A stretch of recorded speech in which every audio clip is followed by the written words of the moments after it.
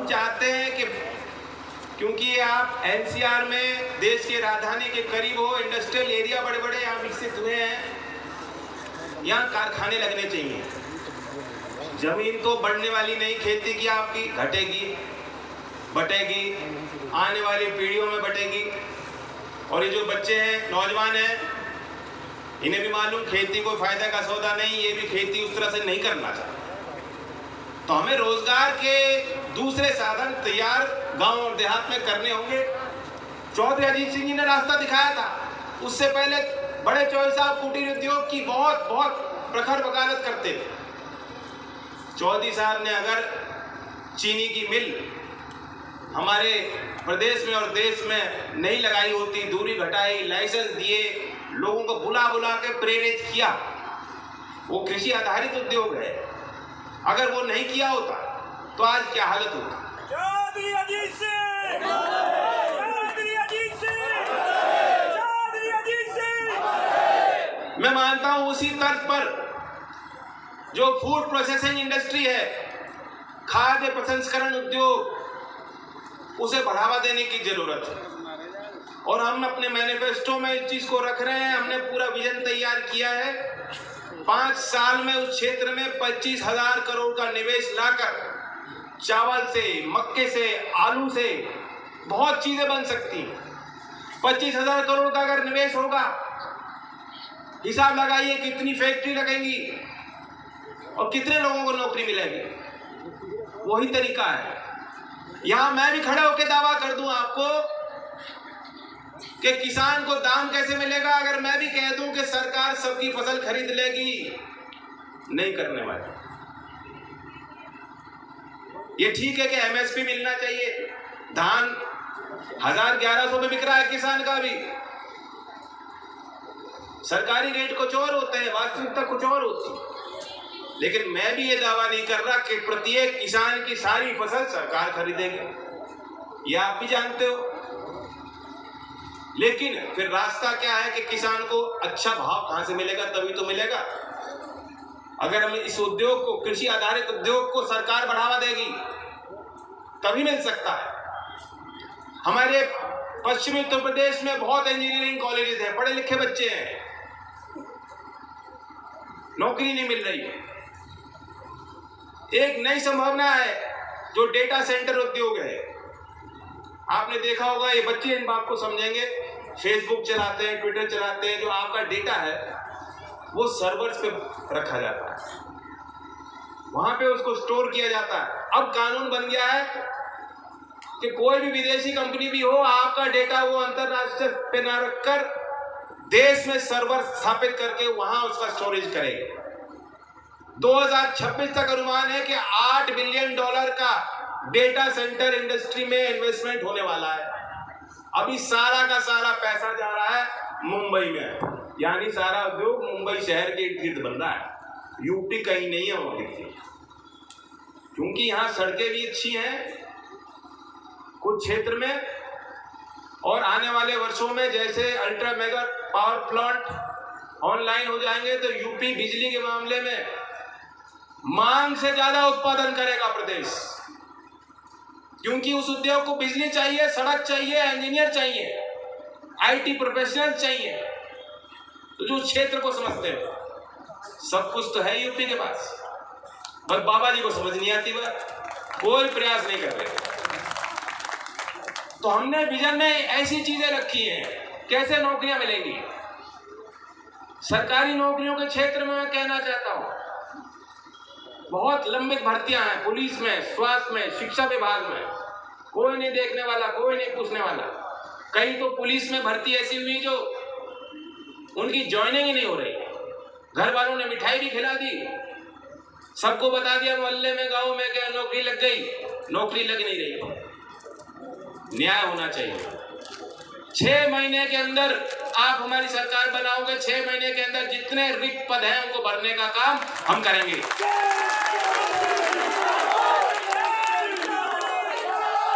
मैं कानून व्यवस्था के संबंध में बात कहना चाहता हूं। चौधरी चरण सिंह जी ने देश में पहला पुलिस आयोग का गठन उन्होंने किया। और लिखा है उस समय के बड़े बड़े अधिकारियों ने, आप किताबें लिखी हैं, पूरा वर्णन किया है कैसे चौधरी चरण सिंह जी की वो सोच थी। आज हम लोग कहते हैं, सरकार को घेरते हैं जब कोई बड़ा अपराध हो जाता है। हाथरस की घटना थी, आगरा में हिरासत में अरुण वाल्मीकि को मार दिया गया नौजवान को। हर जिले में हो रहा है, रोज हो रहा है, रोज इस तरह के अपराध हो रहे हैं। अब मुझे पीछे पीछे से मांग पत्र आ रहे हैं, लेकिन इसमें दोष आप वर्दी पहने किसी पुलिस के जवान को तो नहीं दे सकते। उनकी ड्यूटी बहुत कठिन है, वे हमारे बीच के बच्चे हैं और उनका ख्याल सरकार को रखना चाहिए कि उनका मनोबल ना गिरे, तभी तो सेवा का स्तर बेहतर होगा। हमने तय किया है कि इनकी जो ड्यूटी है निर्धारित घंटों के लिए होगी, ओवर टाइम सुनिश्चित किया जाएगा। बॉर्डर स्कीम को हटाकर, क्यों यहाँ नोएडा का बच्चा गांव का रह रहा है, काम ड्यूटी उसकी गाजीपुर में है, कैसे कर लेगा? गृह जनपद पास के जिलों में उनकी ड्यूटी लगे। जो दूसरे राज्यों में 25 साल 27 साल तक भी लड़के आवेदन कर सकते हैं नौकरी के लिए। पुलिस में हमारे यहाँ 22 कर दिए इन्होंने, पर कहाँ से मिल जाएंगी नौकरियां? 2 साल तो सब बच्चों के कोविड के मारे सब खराब हो गए, कोई तैयारी नहीं कर पाया। हमने तय किया है कि इस उम्र को बढ़ाकर जनरल कैटेगरी में हम 28 साल करेंगे। खूब दो मौके।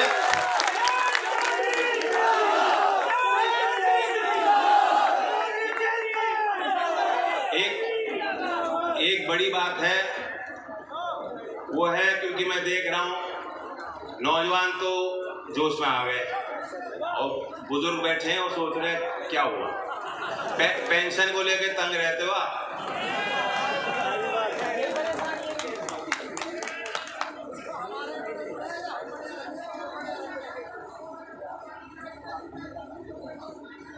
एक तो यह है कि पेंशन के उस सूची में बहुत लोगों का नाम ही नहीं रहता, सर्वेक्षण दोबारा कराने की जरूरत है और उसमें बहुत फर्जीवाड़ा भी होगा, भ्रष्टाचार भी होगा। लेकिन मैं ये मानता हूं कि जो समाज अगर जो बुजुर्ग का हम लोग ख्याल नहीं रखेंगे तो मतलब हमारे अंदर की मानवता खत्म होगी। ये जिम्मेदारी सरकार की, समाज की है। जो आज पेंशन मिल रही है आपको 60 से 79 साल की जो एक कैटेगरी है सीनियर सिटीजन्स की, वरिष्ठ नागरिकों की 500 रुपये मिलती है। हमारी सरकार बनाओगे 3 गुना देंगे 1500 रुपये, और जिन्हें 80 साल से जिनकी ज्यादा एज है उनको अभी 800 रुपये मिल रही है, उनको 2400 रुपये, 3 गुना पैसे।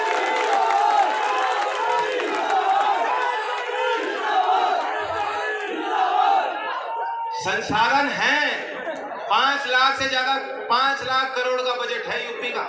कोई नहीं कह सकता संसाधन नहीं, संसाधन है। कहां लकीर लगानी है, कहां रोक लगानी है, कहां खजाना खोलना है, वो मैं जानता हूं, हम लोग जानते हैं। अगली सरकार में खजाने की चाबी हमारे किसान और नौजवानों के हाथ में होगी और किसी गैर के हाथ में नहीं होगी।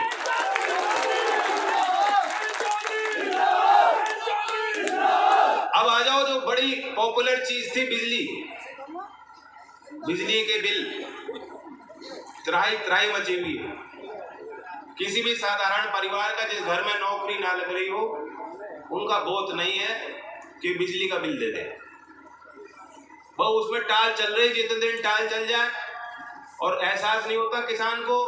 इन्होंने नीति ऐसी बना दी थी कि एक तो माफी योजना नहीं बनाई और कनेक्शन काट देते थे और किसान को पता भी नहीं, उसकी पेनल्टी लग रही, बिल बढ़ता जा रहा है। कितने किसानों पे तो एफआईआर की गई। यहां भी कई किसान होंगे जिनको पता लगा कि एफआईआर हो गई उनके खिलाफ।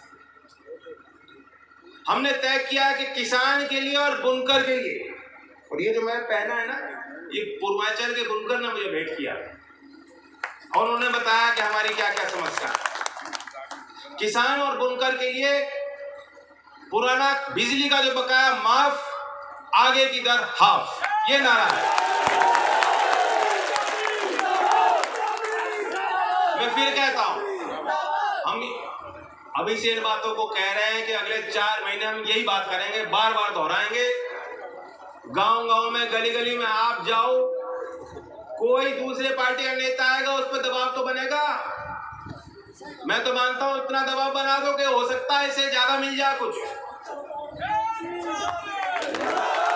प्रधानमंत्री सम्मान योजना 6,000 रुपए देते हैं और फिर मोदी जी दर्शाते हैं कि इतना बड़ा काम कर दिया। डीजल पेट्रोल का भाव शतक पार हो गया।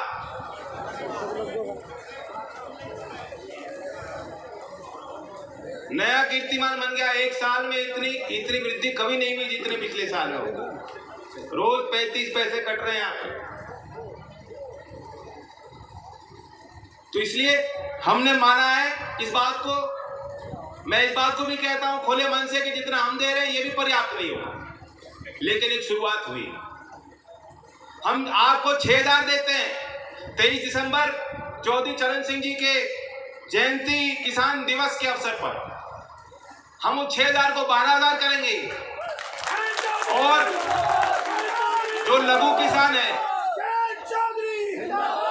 जो छोटी जोत पे खेती कर रहे हैं या असिंचित जमीन पे खेती कर रहे हैं, उनको 15,000 हम देंगे।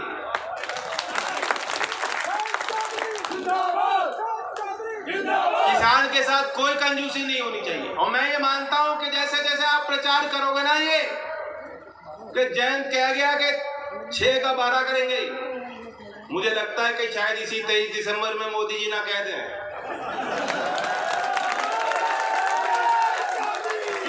और मैं जहां रोज ताना कस रहा हूं उनको कि डीजल जो शतक पार हो गया, हो सकता है योगी जी 2-3 रुपए टैक्स भी माफ कर दें। आपका दबाव रहना चाहिए बस। चौधरी अजीत सिंह जी के समय आपकी मुट्ठी बंद रहती थी। इतना लंबा आंदोलन कभी नहीं उन्होंने करने दिया। उन्हें मालूम था हमारी ताकत क्या है। आज स्थिति हो गई, हमारी मुट्ठी भी खुल गई और काम भी नहीं होगा। ये मान सम्मान की लड़ाई है। अगर किसी में किसान का खून है, हम लोग ये बर्दाश्त नहीं कर सकते कि आंदोलन पे बैठे किसान, कुर्बानी देने वाले किसान को कोई आतंकवादी कहेगा। कौन लोग हैं ये? ऐसे लोगों को चिन्हित करो, ऐसे राजनीतिक पार्टियों को चिन्हित कीजिए आप। उनमें कोई अपना नहीं, सब पराये हैं। अपना वो होता है जो खून की ललकार पुकार को समझता हो। क्या स्वार्थ है उनका? अरे गद्दी कब तक रहेगी? बाबा जी रोज औरंगजेब पे झाड़ते रहते हैं, उनको लड़ना है औरंगजेब से, लेकिन वो इतिहास के इतने शौकीन हैं तो उनका राज भी अब इतिहास होने वाला। अब समय नहीं बचा।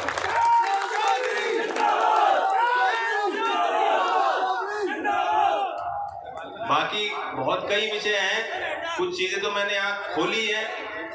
कल बड़ौत में कार्यक्रम होगा, वहां मैं कुछ घोषणा करूंगा। और मैं आप सबको निमंत्रण देता हूं कि हम 31 तारीख में लखनऊ से जो पूरे मैनिफेस्टो को जारी करेंगे, लोक संकल्प 2000